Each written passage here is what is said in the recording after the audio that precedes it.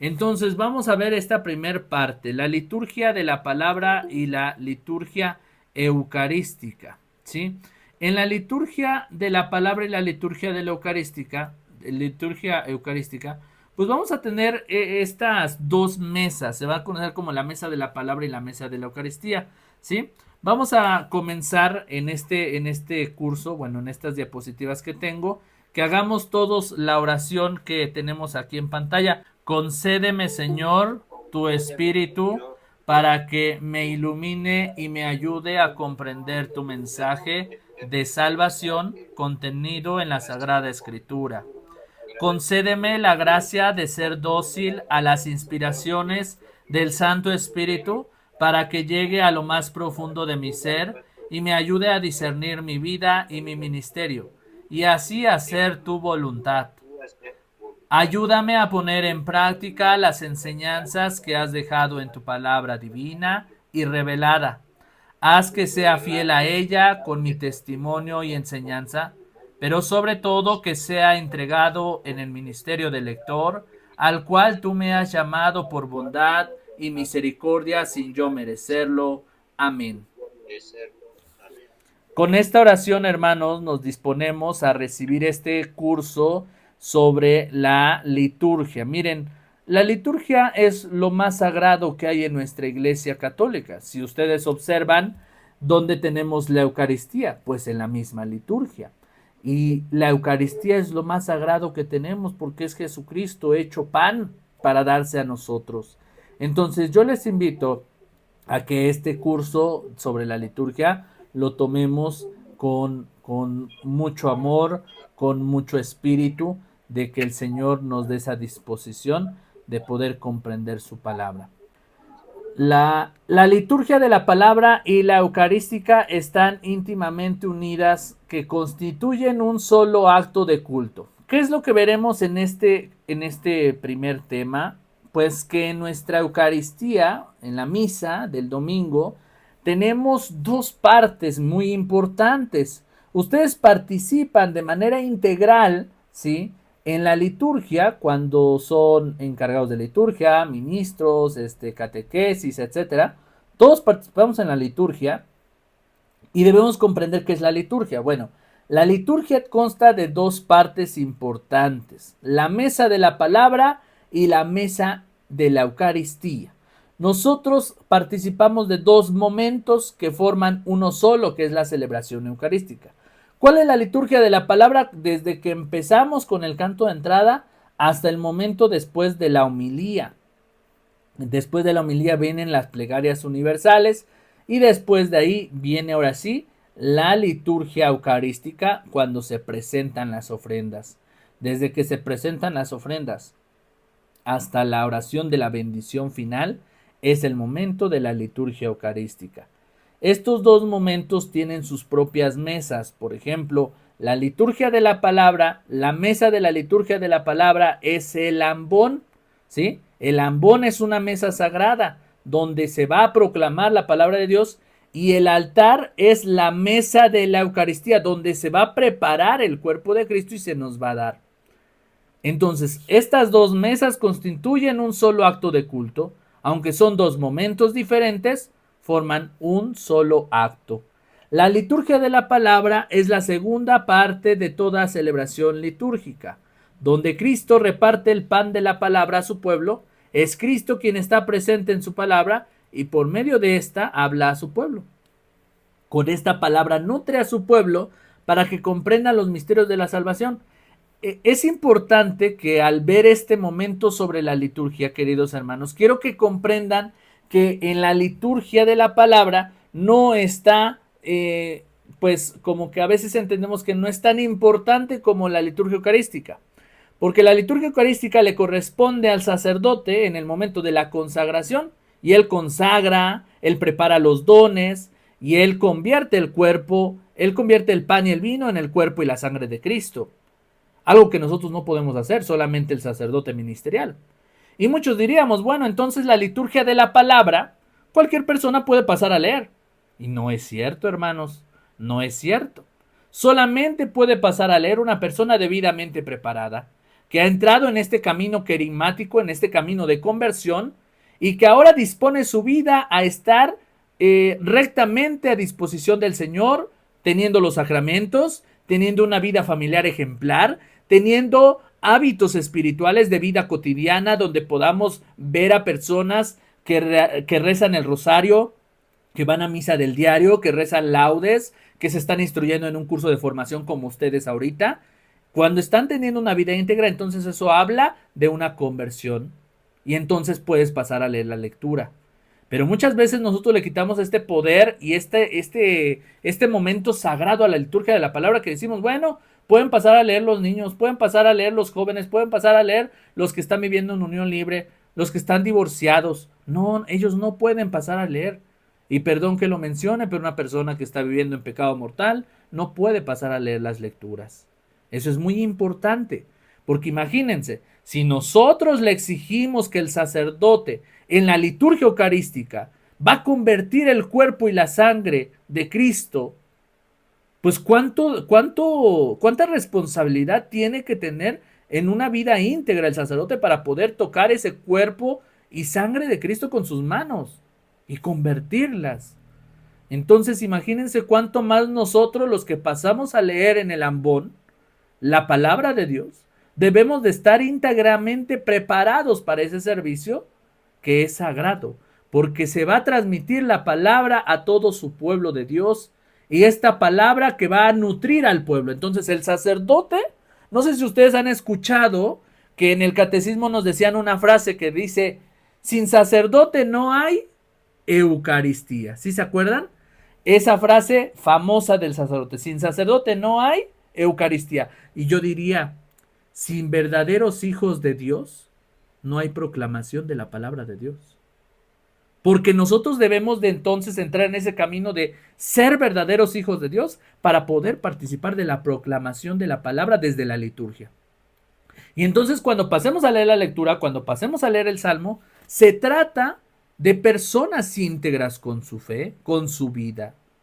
No solamente porque, a ver, fulanito de tal, ven para acá, te toca leer el Salmo, te toca leer la lectura. No, nada más es así. Es darle a entender a la persona que tiene que vivir de manera íntegra, ¿sí? Así como al sacerdote se le exige llevar una vida integral, incluso con la vida del celibato, cuánto más al proclamador de la palabra de Dios.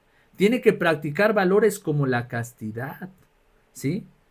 Tiene que recibir indulgencias plenarias a través de sus prácticas espirituales. Tiene que ir a misa del diario.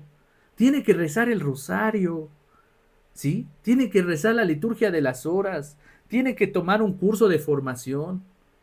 Todas estas partes incluyen al proclamador de la palabra de Dios.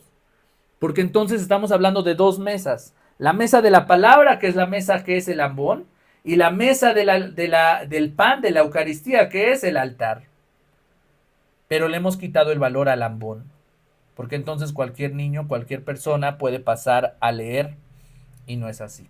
Ya discutiremos ahorita en la práctica cuándo deben pasar a leer los niños o los jóvenes. Pero las personas que están viviendo en pecado mortal, como en unión libre o personas divorciadas, no pueden pasar a leer la palabra de Dios. ¿Pueden prestar otro servicio? Sí, pueden prestar otro servicio dentro de nuestras comunidades. Pero pasar a leer la palabra de Dios, no. Y voy a poner un ejemplo. ¿Por qué sí y por qué no?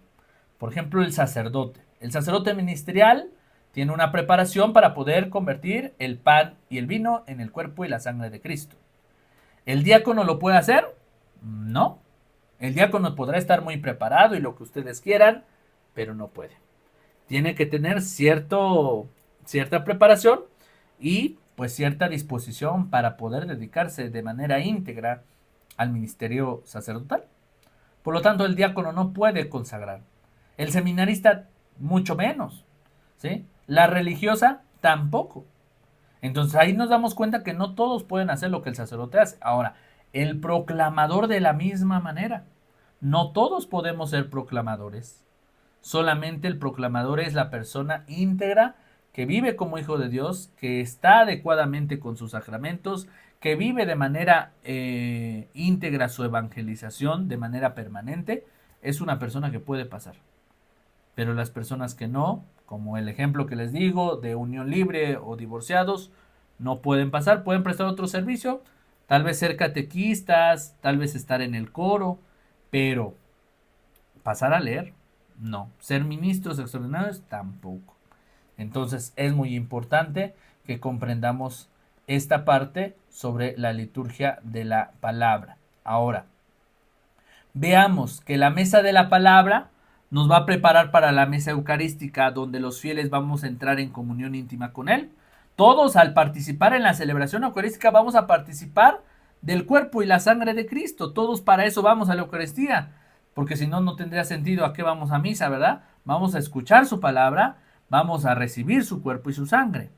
Entonces, el ministro lector, es decir, el proclamador, tiene la misión de participar directamente en la celebración de la palabra para que sea proclamada en la asamblea y darle vida con su voz. Recuerden, el ambón o la liturgia de la palabra es el momento que nos va a preparar para la mesa eucarística. Todo lo que se hable desde el ambón, incluso el sacerdote va a dar esta reflexión que lleva por nombre homilía, que es esta dirigencia desde la palabra de Dios, es darnos una exhortación, una invitación a vivir la palabra de Dios en nuestras vidas. Lo vamos a hacer vida en el momento de la mesa eucarística. Entonces, una cosa va con otra.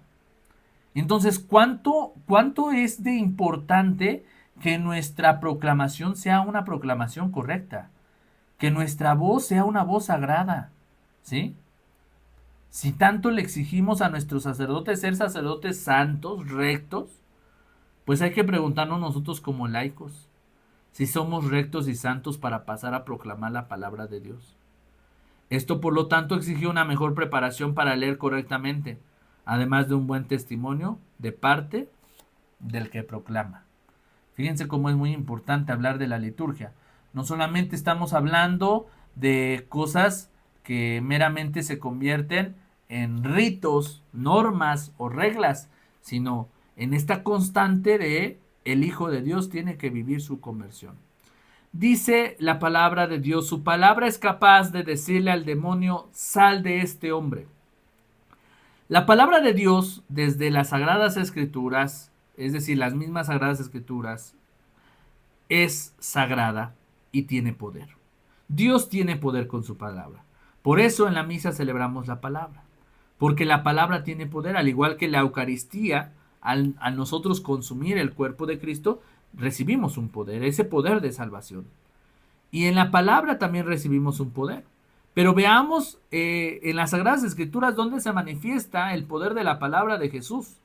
Dice que había en la sinagoga un hombre con espíritu impuro que se puso a gritar, ¿qué tenemos nosotros que ver contigo, Jesús de Nazaret? ¿Has venido a destruirnos?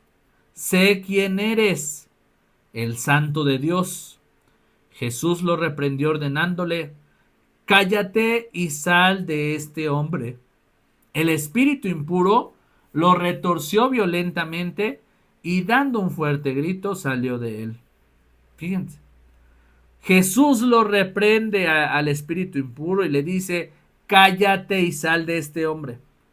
Así como este relato podremos ver en las Sagradas Escrituras diferentes relatos donde Jesús calma el agua también.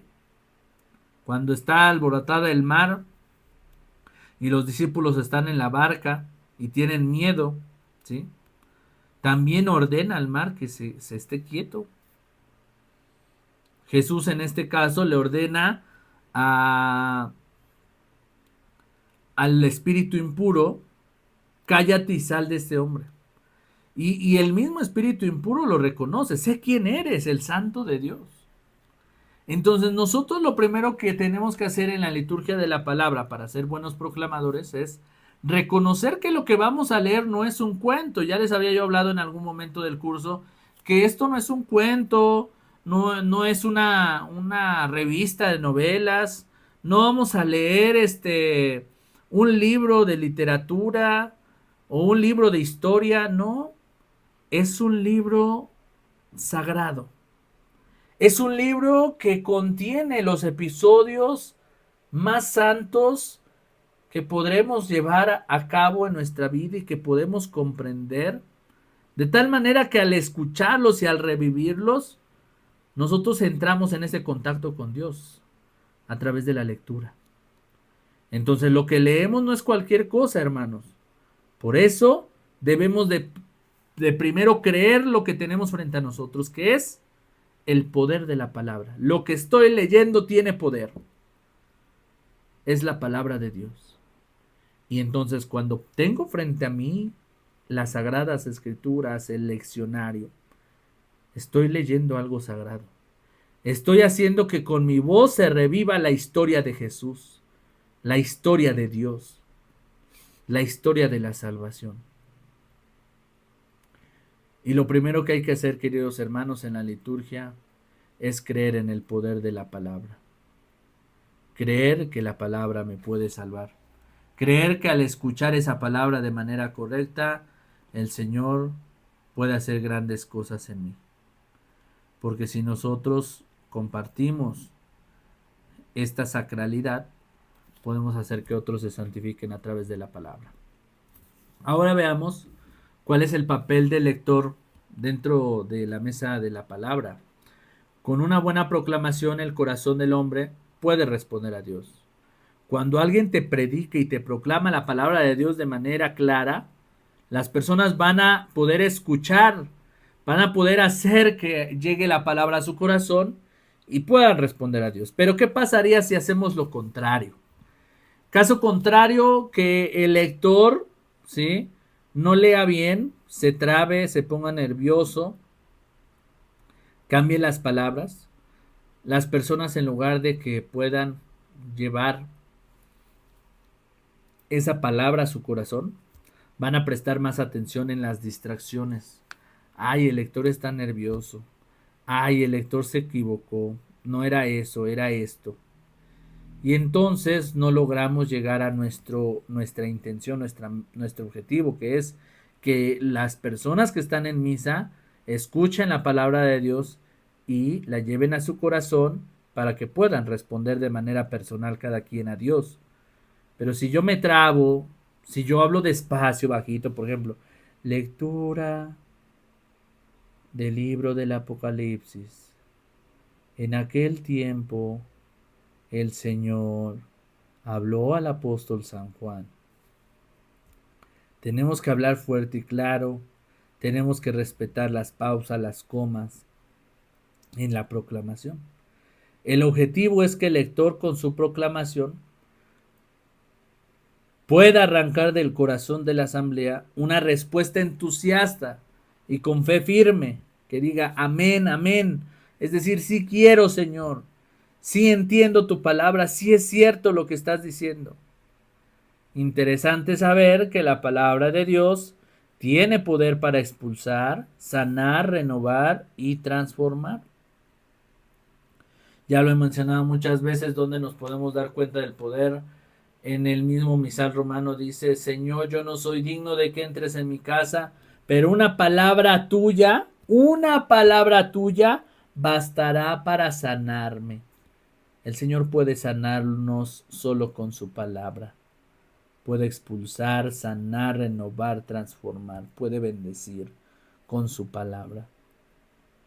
Es creer, hermanos, que lo que estamos leyendo tiene poder.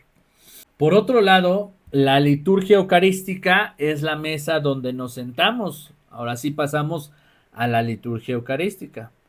¿Quiénes se van a sentar en la mesa de la Eucaristía? Los hijos, los amigos, los pecadores. ¿Y para qué?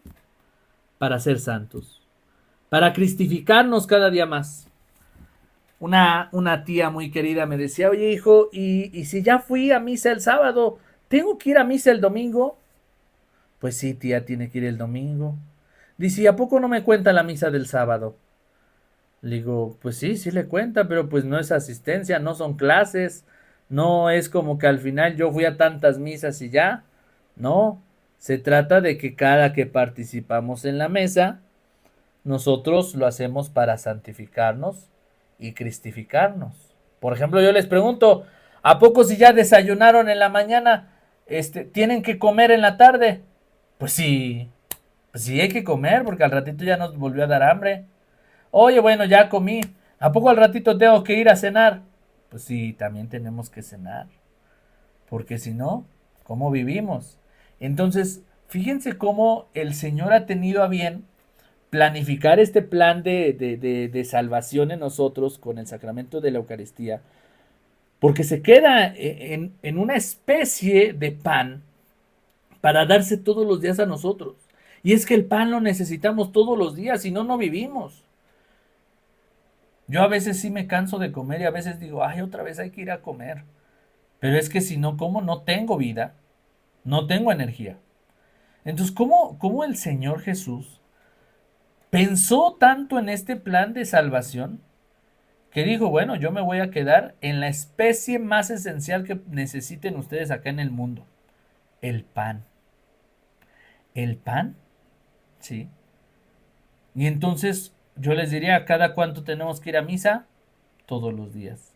Así como todos los días comemos, todos los días tenemos que participar de la Eucaristía. Todos los días tenemos que ir a comer el pan que nos va a santificar y que nos va a cristificar cada día más. Para eso vamos a misa. Y sí, las lecturas de hoy son diferentes a las de mañana y las de mañana a las de pasado mañana. Por eso cada misa es diferente. ¿Sí? Y es que si ya fui hoy, tengo que ir mañana, pues no, no es que no se trata de ir a cumplir asistencia, se trata de irte a encontrar en la mesa donde nos sentamos todos para santificarnos. ¿Sí? Es decir, ¿quién se sienta a la mesa en su casa para comer? Pues todos nos sentamos para comer con la familia, para compartir un taquito, una comidita, ¿verdad? Precisamente ese es el motivo de las fiestas. Cuando hacemos una fiesta, ¿sí? ¿Para qué vamos a la fiesta? Pues para compartir un taquito. Me da gusto que mi hijo ya se graduó, que mi hija tiene sus 15 años, que mis hijos ya se van a casar, que va a ser la primera comunión de mi hijo. Pues vamos a invitarles un taquito a la familia. Y hacemos un taquito para congregarnos todos y compartir ese pan, que fue esfuerzo y sudor de nuestro trabajo, porque para comprar la comida tuvimos que salir a trabajar. Y entonces les vamos a compartir un poquito de lo bueno que ha sido Dios con nosotros. La Eucaristía y la mesa de la Eucaristía es esto, donde nos sentamos los pecadores, todos, tú y yo, donde decimos, oye, esta semana, pues sí, fallé, esta semana me costó mucho trabajo levantarme temprano, esta semana me costó mucho ser bueno con el que me cae mal, esta semana me costó mucho trabajo no gritarle a mis hijos, esta semana me costó mucho ser paciente, soy muy desesperada. Y entonces, cuando llegamos al momento de la Eucaristía, día domingo, vamos a presentarle, Señor, soy un pecador, soy una persona débil, tú me conoces, y aquí estoy para que me santifiques con tu palabra, para que me santifiques con tu cuerpo, que al recibir tu cuerpo yo pueda recibir también ese poder para poder ser una persona más fuerte y cristificarme como tú y ser como tú, Señor. Para eso es la mesa eucarística. Dice en Hebreos capítulo 5, versículos del 5 al 10. Y tampoco Cristo se atribuyó la dignidad de sumo sacerdote, sino que se la otorgó a aquel que dice, tú eres mi hijo, te he dado vida hoy mismo. Y en otro lugar se dijo, tú eres sacerdote para siempre, a semejanza de Melquisedec. En los días de su vida mortal presentó ruegos y súplicas a aquel que podía salvarlo de la muerte. Este fue su sacrificio, con grandes clamores y lágrimas, y fue escuchado por su religiosa sumisión. Aunque era hijo, aprendió en su pasión lo que es obedecer, y ahora llegado a su perfección es fuente de salvación eterna para todos los que le obedecen, conforme a la misión que recibió de Dios, sacerdote a semejanza de Melquisedec. Bueno, es importante que les explique este texto sagrado. ¿Por qué dice primero a semejanza de Melquisedec? ¿Por qué Jesús es un sacerdote a semejanza de Melquisedec? Melquisedec aparece en las Sagradas Escrituras, ¿sí? Y seguramente Melquisedec no tuvo historia, es decir, nunca se habló de los papás de Melquisedec, nunca se habló qué pasó después de Melquisedec. Entonces damos por entendido que Melquisedec no tenía inicio y no tuvo fin, ¿sí? Tomando esta teoría, por eso Jesús se atribuye que se hace sacerdote a semejanza de Melquisedec, porque no tiene inicio ni no tiene fin. En este ciclo de Dios, de que Él es sacerdote para siempre, por toda la eternidad, Él desde siempre había sido sacerdote. ¿Y por qué? Porque Él quiere compartir con nosotros la vida, la gracia, compartir la santidad. Y por eso Él aprendió en su pasión a lo que es obedecer cuando dice: Señor, si es posible, aparta de mí este vino, este cáliz de amargura, pero ¿qué crees? Pues que no se haga mi voluntad, sino la tuya. De la misma manera nosotros, a veces estando tan cerca del servicio, tanto en la liturgia eucarística como en la de la palabra, se nos puede hacer muy fácil tomar decisiones o poner reglas o nuevas reglas a la liturgia y decir: bueno, yo hago esto, yo hago el otro. Y no se trata de eso, sino: Señor, que no se haga mi voluntad sino la tuya. Entonces, yo quisiera cambiar esto de la liturgia, esto no me gusta, pero pues así está hecho, así es, y se tiene que respetar. ¿Y qué hizo Jesús? Aunque era hijo, aprendió en su pasión lo que es obedecer. El acto importante de un proclamador y predicador de la palabra de Dios es: primero aprende a obedecer, para que así aprendas a mandar cuando llegue el momento de tu perfección.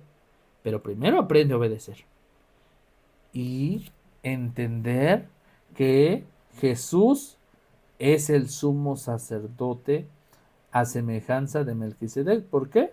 Pues es el sacerdote eterno. En Mateo capítulo 26, versículo 39 dice: fue un poco más adelante y postrándose hasta tocar la tierra con su cara, oró así: Padre, si es posible que esta copa se aleje de mí, pero no se haga lo que yo quiero, sino lo que quieres tú. Miren cómo lo que les mencionaba está en las Sagradas Escrituras. Ahora bien,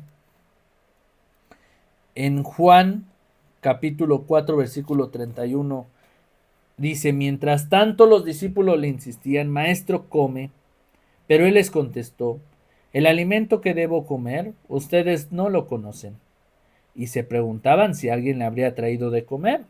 Jesús les dijo: mi alimento es hacer la voluntad de aquel que me ha enviado y llevar a cabo su obra. Fíjense cómo Jesús nos da esta primer pauta de lo que debe ser para nosotros la proclamación, la participación litúrgica. Nosotros vamos a participar de la Eucaristía, ¿sí? Y muchos quisiéramos que la Eucaristía fuera un momento milagroso donde al recibir el cuerpo de Cristo ya me voy a convertir, voy a ser santo y ya no voy a volver a pecar más. Voy a ser la persona más santa y más buena y más humilde de todo el mundo. No, no se trata de eso. No se trata de milagros fantasiosos. Se trata de milagros reales. Jesús les dice a sus discípulos: a ver, mi alimento, ¿sí?, es hacer la voluntad de aquel que me ha enviado y llevar a cabo su obra. Ahora ustedes tienen que repetir estas palabras de Jesús. El alimento de ustedes, hermanos, también es hacer la voluntad de aquel que te ha enviado. ¿Quién te envió? Dios. Y llevar a cabo la misión que tienes en este mundo. Por eso tantas personas viven infelices, porque nos andamos fijando en la vida de los otros, porque queremos vivir vidas ajenas. Es que yo quería esto, es que si yo fuera diferente, es que si yo tuviera tal trabajo sería feliz, es que si yo tuviera más oportunidades, es que si yo tuviera más dinero, es que si yo hubiera ido a la escuela, es que si yo tuviera otro padre de familia, es que si yo tuviera otros hijos, sería feliz. Y creemos que entonces la felicidad, la bondad y la salud está en eso. No. Lo realmente bueno y verdadero está en el mensaje que Jesús predica.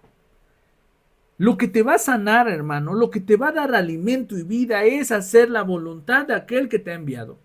Haz lo que tienes que hacer y llevar a cabo tu obra, tu misión. Dice San Pablo en la carta a los romanos: los que están casados, quédense casados, no hay necesidad de divorciarse. Los que están viviendo separados, los que están viviendo, solteros, ¿sí?, quédense solteros, ¿sí? Y los que necesitan buscar a algún acompañante de vida, búsquenlo. Pero vivan como si no lo estuvieran. hagan la voluntad del Padre, lleven a cabo su misión. Y estas palabras, ¿sí?, que se refieren precisamente a la Eucaristía, nos llevan a un punto todavía más profundo. Aunque los discípulos le insistían, maestro, come, tienes que comer para que tu cuerpo tenga energía, él les contesta, el alimento que debo comer ustedes no lo conocen. Ya se refería a este alimento del Señor. Y entonces se preguntaban si alguien le habría traído de comer. Jesús les dice, mi alimento es hacer la voluntad.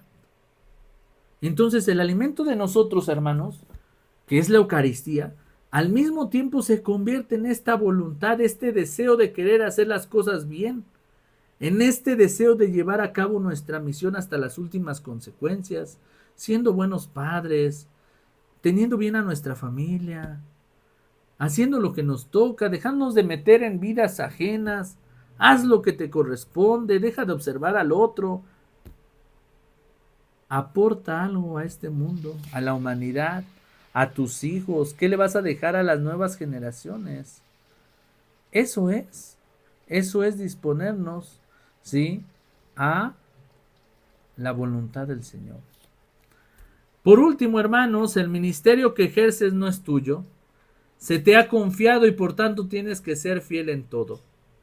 Jesús dice que su alimento es hacer la voluntad del Padre. Entonces hay que preguntarnos, ¿estoy haciendo la voluntad del Padre? ¿Estoy cumpliendo con la voluntad del Señor? Pues yo te sugiero un cambio verdadero en tu vida para servir mejor.